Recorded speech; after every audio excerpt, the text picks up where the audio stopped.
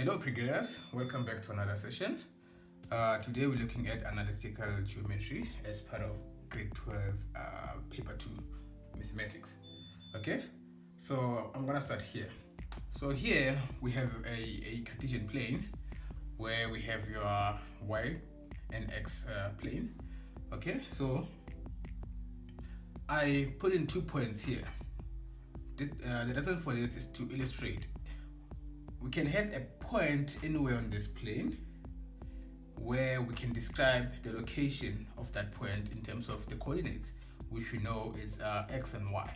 Okay, so now, for example, your point A, I gave it an arbitrary coordinates, which is x1 and y1, and then point B, that's x2 and y2. So those are the locations, those are coordinates of where this point is in the Cartesian plane. Okay, so we know we can find the distance between the 2 points. Okay, so how can you do that? We're gonna use this formula where we basically put big square root and then we say x2 minus x1, we square that and then we add it to y2 minus y1, where x2 the x coordinate, x2 is the x coordinate of this point, and then x1 is x coordinate of this point, and that goes the same way for your y values. Alright, it doesn't matter which coordinate is x2 and which one is x1. It doesn't matter. You can make this x2 that x1, just that it has to be the same. Okay, alright, so we can then use this equation to find the distance between those 2 points.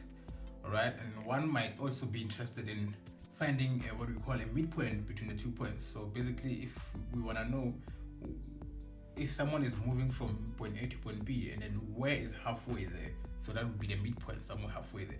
So how do we find that? We basically the midpoint is a coordinate as well. So it has the x value and the y value. So how do we get that? We basically add the x coordinates of the 2 points, we divide by 2, and then on the other side we add the 2 y coordinates and then we divide by 2. So that will give you a midpoint somewhere there along the path AB. Alright, so taking that a bit step further, we can now see that point. I can draw a line from point A to point B, and then if we're interested in finding the equation of that line, we can then use our famous equation y is equivalent to mx plus c, or y minus y1 is equivalent to m into x minus x1. So basically your m is going to be the gradient. Now the gradient is the slope of your line. Okay, so I drew a little sketch here, as we can see. So if your gradient is positive, your line is going to be increasing as you move from left to right.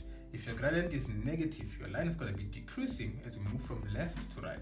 If your gradient is 0, your line will just be constant. Okay, so something to note here is if two lines are parallel, if I were to draw another line like that, such that it's parallel to this red line here, then we're going to see that for this lines to be parallel, it means that their gradient have to be the same. So what we're noting here is the two lines that are parallel have the same gradient. Okay, and then another thing to also note is that if we have, for instance, a line like that, which has a y-intercept there and an x-intercept there, we can find this angle here that it makes with the x-axis by saying the gradient of that line is equivalent to the tangent of that angle that it makes with the x-axis. Okay, so now we can find that angle if we know the gradient. Alright, lastly, we're gonna look at a circle and then look at equation of a circle and then briefly touch on a tangent to a circle. Alright, so a circle is basically a set of points that are equidistant from its center. What I mean by that is that we have a set of points. If you can see, it's just a lot of different points that are equidistant from the center. That means they are same distance away from the center, and in that distance we create a radius. That's basically a circle. Okay, so we can put a circle to a Cartesian plane, which is what's happening here, right? And then just as we describe an equation for a line, we want to describe an equation for a circle. Okay, how do we do that? So this is the equation of a circle. General equation is as follows.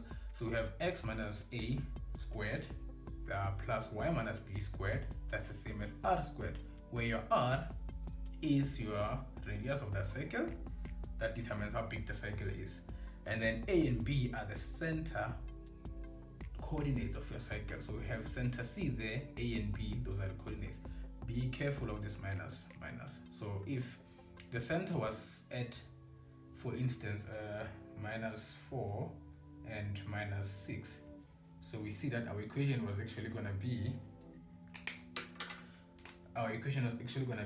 x minus -4 whole squared, right? And then plus y minus -6 squared, and then I don't want to complete it, but yeah, we see that this was actually going to be x plus 4 squared plus y plus 6 squared. Okay, so the equation is minus there, so if it comes as plus there, and we know these values are negative. All right, so that's just something to keep in mind. Okay, so now this is how we describe a circle. So basically by the equation we're describing the circle. We're saying there's a circle which has a center AB somewhere, and then that has a radius of that. So we know exactly that, as per our definition, we know exactly that this is just a set of points. They are distance away from those two coordinates. All right, so lastly, we can have what we call a tangent. Remember we spoke about a tangent in calculus. If you kind of forgot that, you can go and check our video where we spoke about differential calculus and how to find an equation to a tangent. All right, so we can have a tangent again to a circle, and then we know that the tangent will touch the circle at only one point, and at that point we know that they are making a 90-degree angle. There's a 90-degree angle between the tangent and the radius. And then what we know about lines that are perpendicular in analytical geometry is that their gradient, the product of their gradient is -1. So that means if you multiply gradient AB, which is the gradient of the tangent, and the gradient that the line, this radius makes, we can call it PC, right? So that's going to give us -1. All right, so our first question is as follows. We're given the diagram, and then they're saying A, B, and C are points in a Cartesian plane. So this is A, the coordinates are given as t and 1. We have B there, 6 and 9. We have C, which is 8 and -1. Okay, so those are points on a Cartesian plane. They're telling us M is the midpoint of BC. We're looking at B and C, and then we can see that M is a midpoint because of these two lines. That basically tells us that this line is the same as that line. Okay, so going further. All right, so P is a point on AB. Where is P? P. That's P. It's a point on line AB. Okay, and then we were told that CP intersects AM at F. So CP should be a line intersects the line AM, which is AM, and then the point is at F. That's F there. Okay, so we told R is the x-intercept of line AC. That's line AC. R is the x-intercept there. Okay, and S is the x-intercept of PC. So that's point S. You can see is the x-intercept of PC. All right. So now they are saying calculate the coordinates of M. All right. What is M? They told us that M is the midpoint of BC. Okay, so going back to our little formula sheet, we know that this is how we find the midpoint. So we're going to use which formula here? That would be definitely this formula for midpoint. Okay, so the coordinates of M is going to be, let me just write the formula.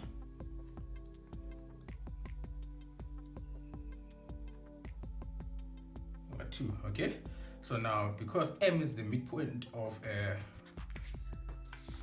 BC, so that means I'm going to use, this can be my x1, y1, x2, y2. Doesn't matter if you put them the other way around. So that would mean basically that M is 6 plus 8 over 2, and then the other side is 9 plus -1 over 2. Okay, so this is going to give us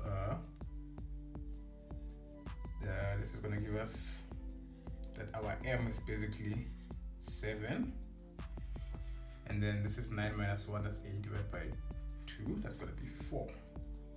So the coordinates of m, which is the midpoint of BC, is... Alright, so here they're asking us to find the equation of median AM. What is a median? Median is basically a line, so that's AM. Okay, so what do we know about this? Remember, we found that point M was actually 7 and 4. We did this in our previous question that we did. All right, so now they want us to find the equation to for a line AM, basically. So that's line AM. Okay, so we can find the equation of a line by two equations. So the first one being y is equivalent to mx plus c, or we can say y minus y1 is equivalent to m into x minus x1. Okay, you can choose any here. We can choose any equation, but I'm gonna choose this one. Okay, so I'm gonna say y minus y1 is the same thing as m into x minus x1. Okay, so we know y1 and x1 is any point on the line. So you can choose f, you can choose m there. Since we have m here, I'll just use m. All right, so now what I need to find is this m, the m here, this one is for the gradient.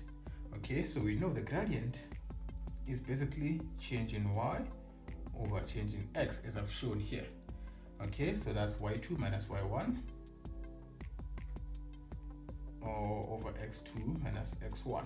These are the points that are on that line that we're looking for the equation.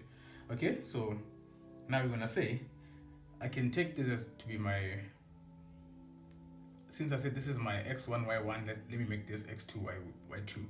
All right, so now y2 is gonna be 3, that's a 3 there, minus this one, minus 4, and then over my x is gonna be 4 minus 7. All right, so now we have minus 1 all over that we have minus 3. So our gradient is actually positive a third. As I've discussed in the basics, it's positive. How do you confirm? It is increasing. We can see that. So now that we have m, we have x1, y1, we can go on and finalize this, and then this is going to be y minus y1, which is 4. That's the same thing as a third. The third is the gradient there, into x minus x1. x1 is that's 7. So our equation now, therefore our equation is y, the same thing as 1 over 3x, okay, minus 7 over 3, and then I take this to the other side, plus 4. Right, so now this gives me what? 1 over 3x, okay, and then now we need to say 4 subtract 7 over 3. So this is gonna give us that's plus 5 over 3. So that is the equation of the median AM. Okay, so our next question says calculate the value of t. All right, so the first question we found the midpoint. Second question we found the equation of this line. Now they're asking us to find the value of t. We can see on the diagram this is t. So t, this t is a x coordinate of a, okay, which a happens to be a point on this line. All right, so when you look at this, you already sort of see it shouldn't be hard because they've already found this equation, right? So now if we take this as xy, so because this point we know is on this line, if we take 1 there to be our y in this equation, then t has to be the corresponding x value when you do that. Why? Because a is on that line. Okay, that's the logic we're using here.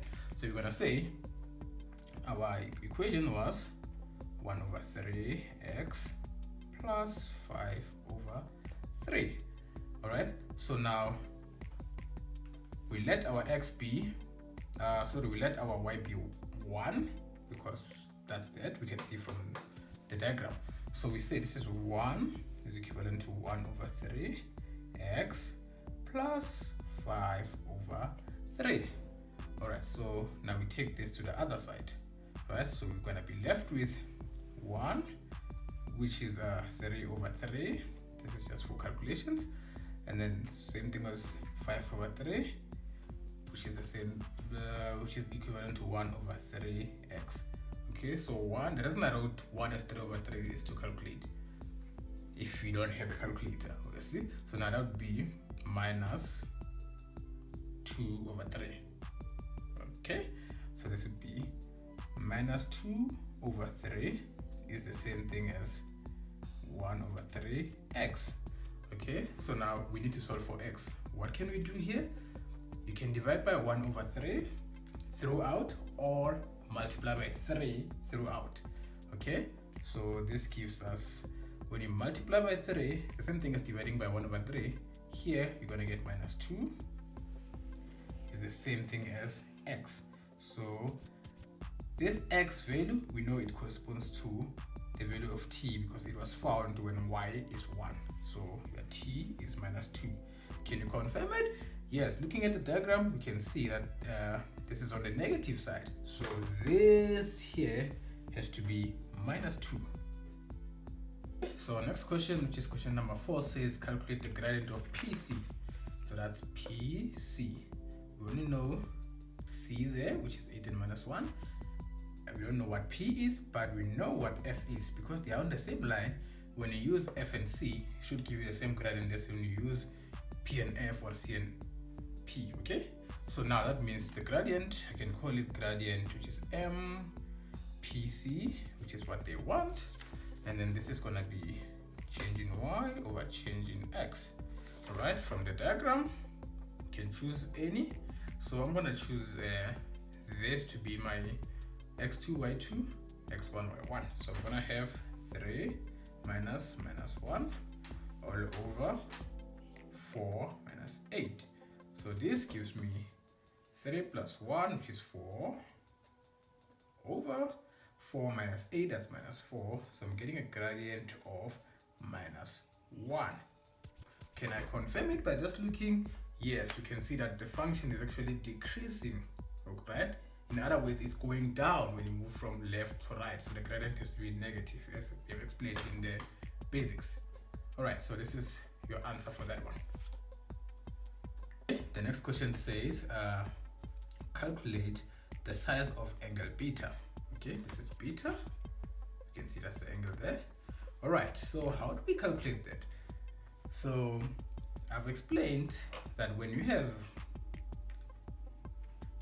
a line like that with some gradient, we can relate this angle, let's call it alpha, as m, the same thing as tan theta. You remember that from our basics, right? Okay, great. That's that. So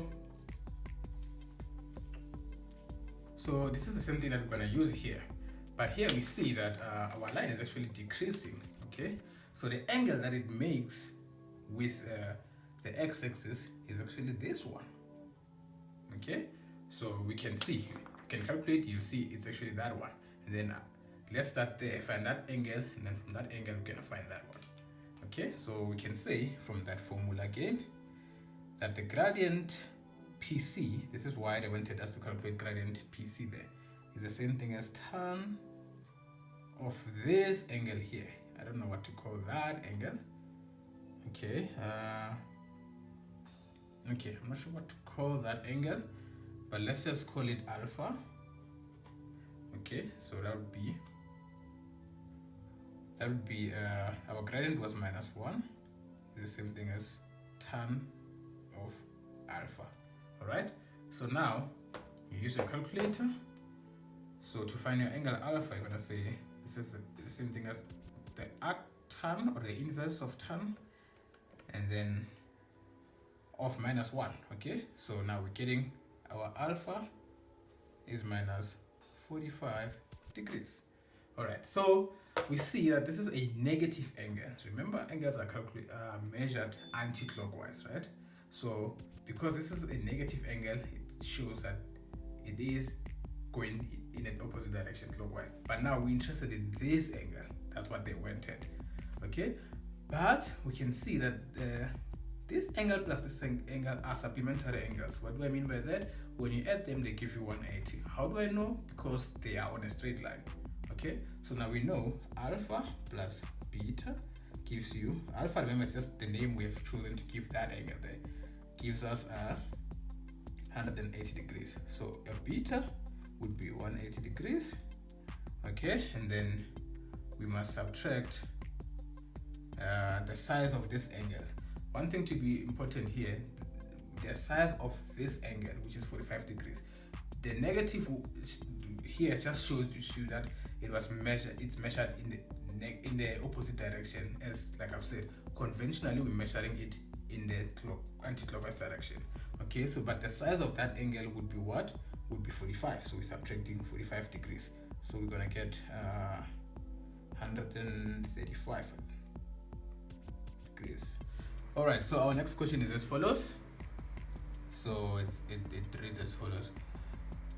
In the diagram below, C is the center of this large cycle. So this is the large cycle. C is the center there, and is on the x-axis. We can see that clearly there.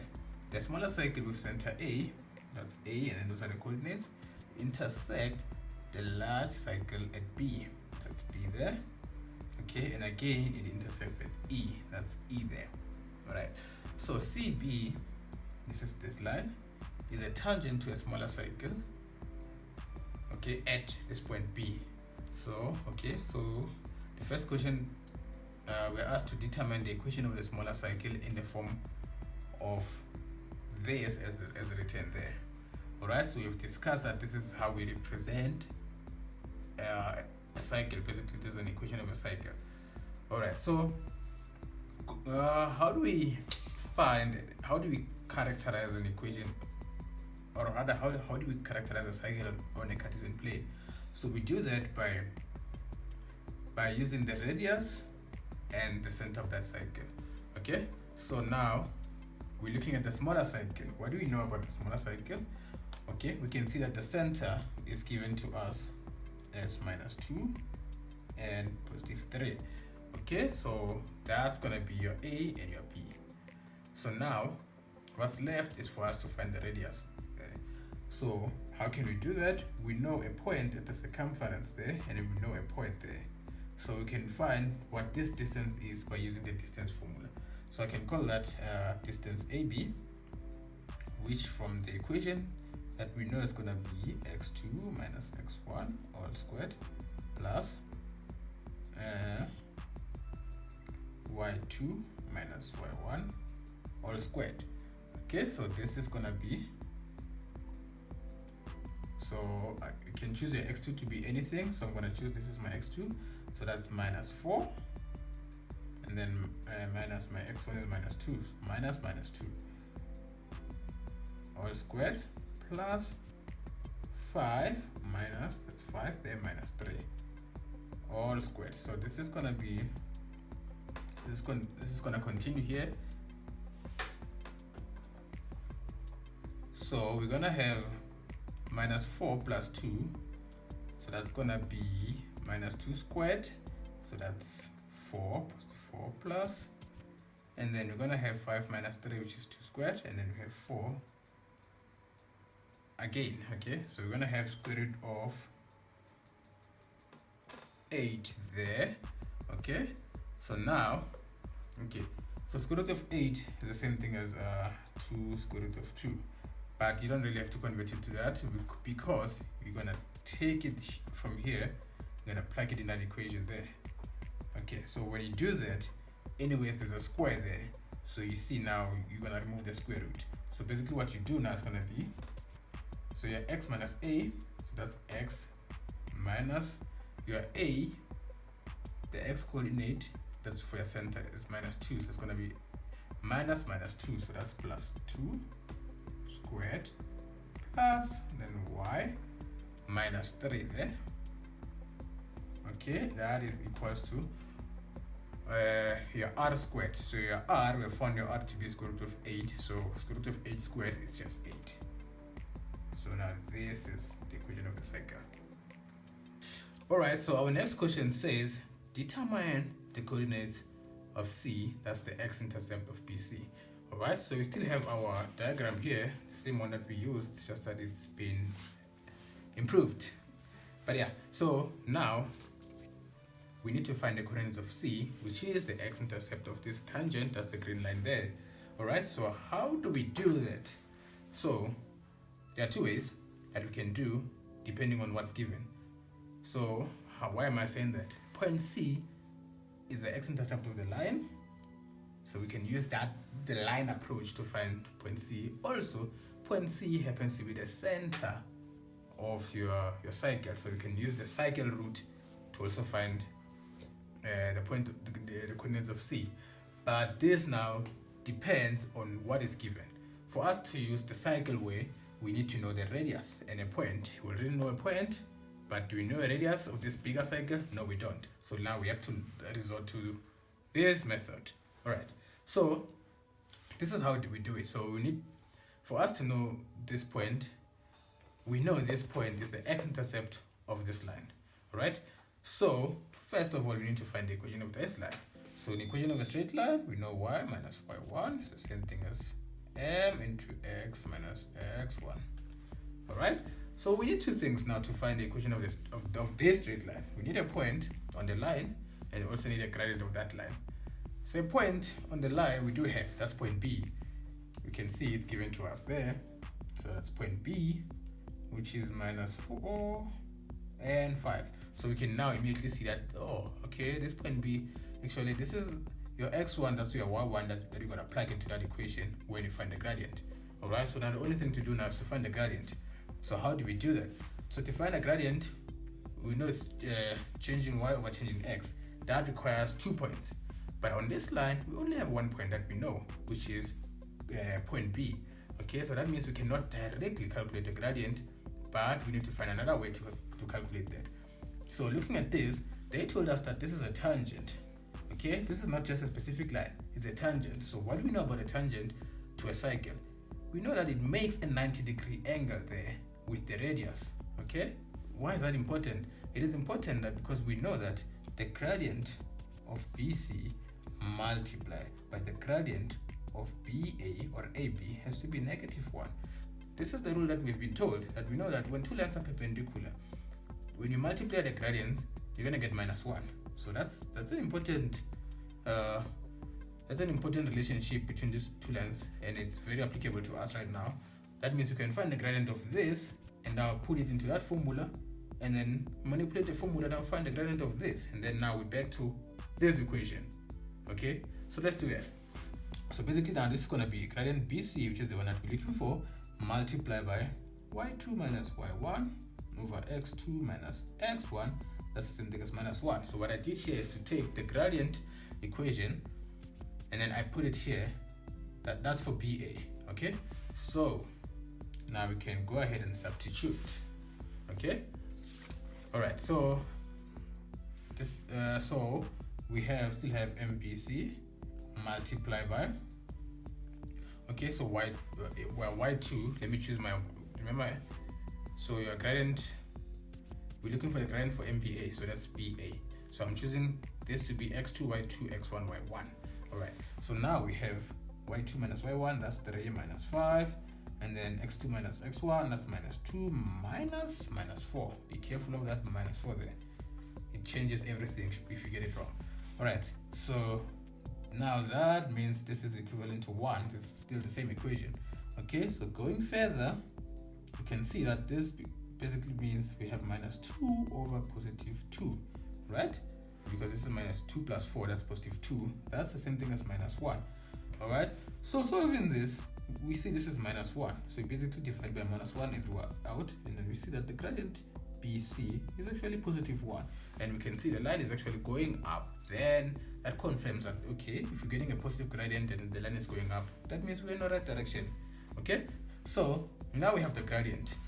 The next step to do now is actually to take the gradient back into that equation to find the equation of this line, and then find the x-intercept. Okay, we're almost there. So now we're gonna say y minus your y1. Y1 was 5. That's the same thing as your gradient, which is 1, into x minus x1, which is minus 4. So that's minus 4. So that's plus 4. All right. So now, when you take this minus 5 to the other side, now we have y is equivalent to x plus 9. So now that is our equation for this straight line. The last thing to do is to find the x-intercept. So we know when you find the x-intercept, we let y be 0. So now we're going to have 0 is equivalent to x plus 9. We take 9 to the other side, so we see our x is minus 9. What does this tell us? This basically tells us now that the coordinates of C, just going to write it here in red, are actually minus 9 and 0, which is what they wanted us to find. So that's that. All right. So now, our last question for this says determine the area of the cycle. Okay, we know, okay, which cycle? The larger cycle. We know the area for a cycle is pi r squared. What do we need to know?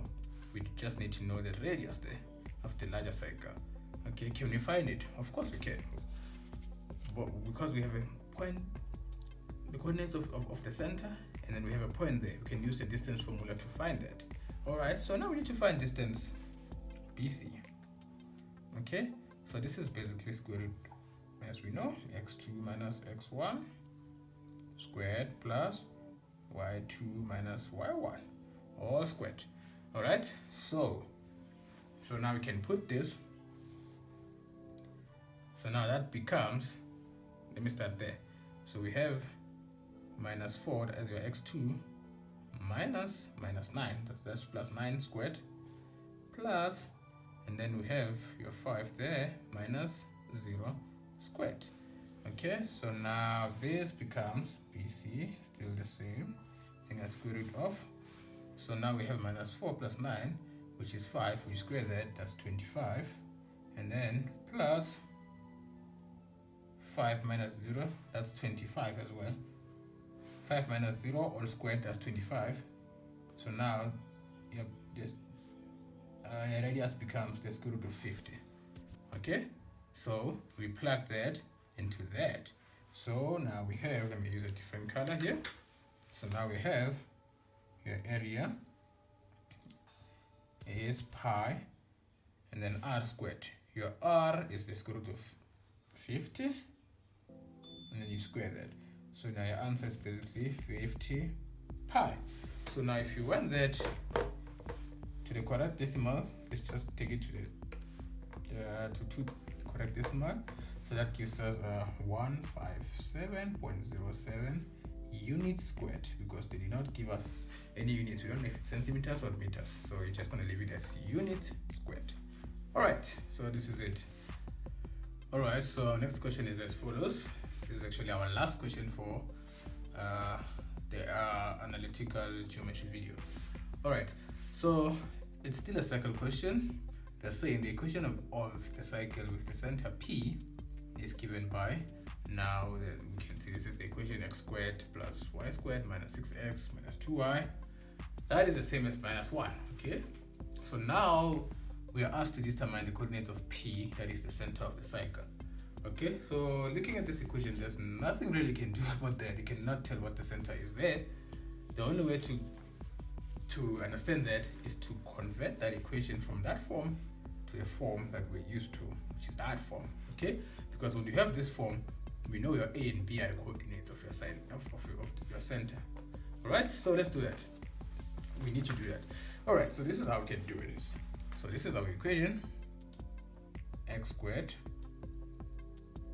plus y squared minus 6x minus 2y, that is the same as minus 1. Okay, so I'm going to group. So what we're going to do here is to complete the square. Okay, so I'm going to walk you through that. So I'm going to group the x and y's together. So we have x squared, right? And then we have minus 6x, all right? And then we have plus y squared, we have minus 2y. Okay, and then we have, this is still the same equation.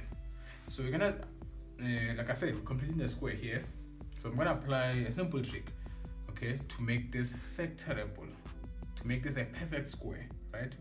to make this a perfect square and this a perfect square, such that when you factorize it, then you're gonna get a factor, maybe x minus 2 squared. You see, that's what we're doing. Right? That's the idea. So how do we make something a perfect square? So this is how we do it. So we're gonna say this is x squared minus 6x. Alright, so we add plus, we take the coefficient of the x variable, not the x squared, of the x variable. So this is gonna be 6 over, we divide that by 2 and then we square it. That's the rule. Okay, we come to the other side.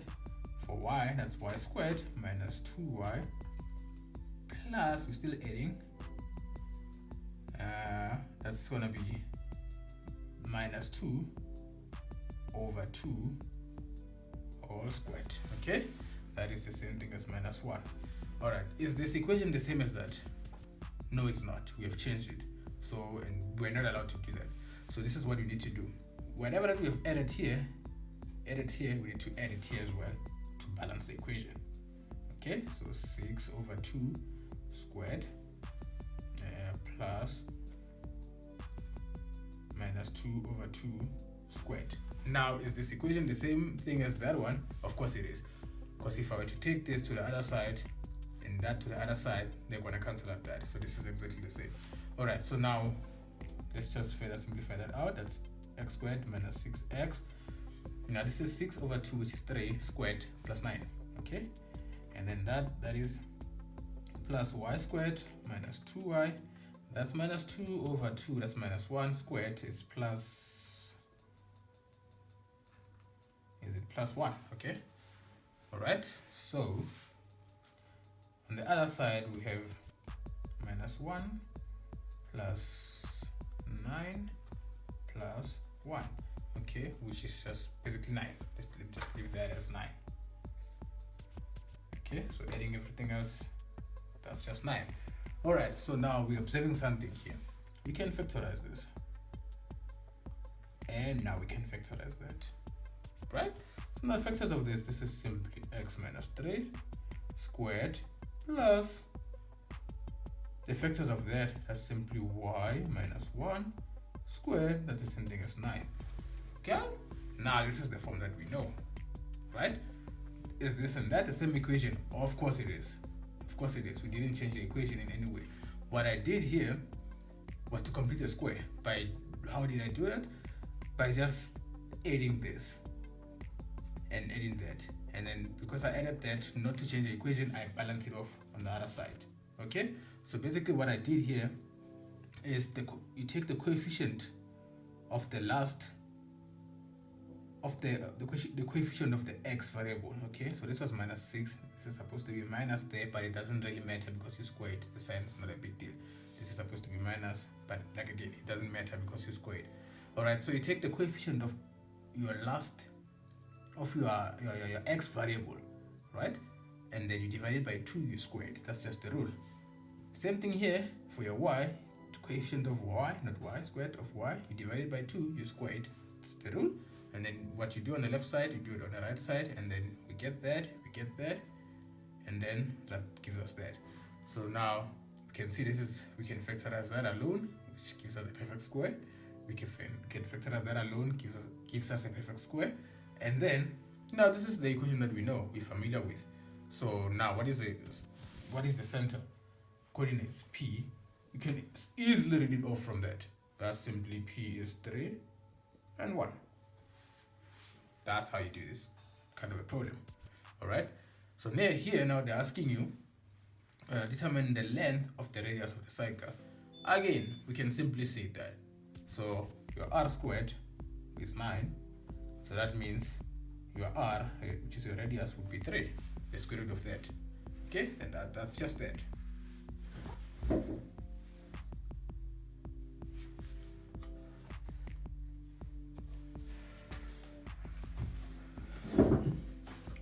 Alright, so lastly, now they're asking us, will the line y equals x plus 1 intersect the cycle P once, twice, or not at all? Support your answer with calculations.